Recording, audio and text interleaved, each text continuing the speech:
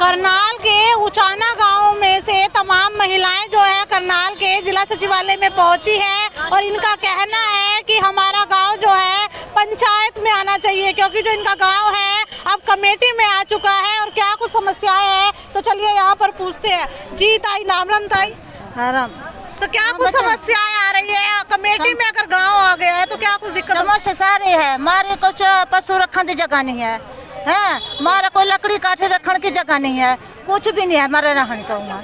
मजदूर आदमी हूँ। कमेटी में आने से क्या कुछ समस्या है? बिजली का बिल भी बता रहे ज्यादा, बिजली का बिल भी बहुत आ रहा है, राशन कार्ड भी कटे गए, लोगों को ईंट ठा का मजदूरी करते हैं, ठेकेदार बाहर आते हैं, बाहर के ठेकेदार आते हैं, पैसे लेके भाग जाते हैं, हम कमा को राशन कार्ड हाँ कटे, कमेटी में आने की वजह से कटे हैं। कमेटी के आने से वजह कड़ियों के मकान थे, वो मकान भी कई बार गए, बिल भी हमारा बिल कहाँ थे और मकान जी क्या कुछ समस्याएं आ रही है? ये जी ऐसा है, पहले 18 साल हो गए नरेगा चालू हुई थी, उसके बाद मतलब 15 साल हो गए निगम गांव है वो कमेटी में आ गया, क्या कुछ समस्याएं? निगम जब को हमारे को ये रोजगार कार्ड दिया था तो उसके बाद हमारे को थोड़े दिन काम पे ला के बंद कर दिया। जब को जो भी काम होते हैं इसी की वजह से हमारे काम अटकते हैं, हमारा कोई काम नहीं है। कहते हैं तुम्हारे को 100 दिन का रोजगार है, पक्का परमानेंट है, सेंटर का दिया हुआ है, लेकिन हमारा 15 साल से कोई कुछ नहीं है। या तो गांव में लिया जाए निगम से उठा के, अन्यथा हमारे को सबको 20-20 लाख रुपया मुआवजा देने का कष्ट करें। तो प्रशासन से और क्या मांग करते हैं? बस जी गांव में सेफ्टी होनी चाहिए, सारा कुछ। पहले तो ये हम कहते हैं हमारे गांव में आना चाहिए, गांव आना चाहिए निगम से हटा के, जो आ गया तो उस पर की वो नहीं है जी, तो हमारे को दोबारा काम चलाया जाए। जब नहीं करेंगे तो हमारे को सबको मजदूर हम पिछड़े हुए हैं, 65 मजदूर हैं, नरेगा से पिछड़े हुए हैं, ना काम ना धंधा।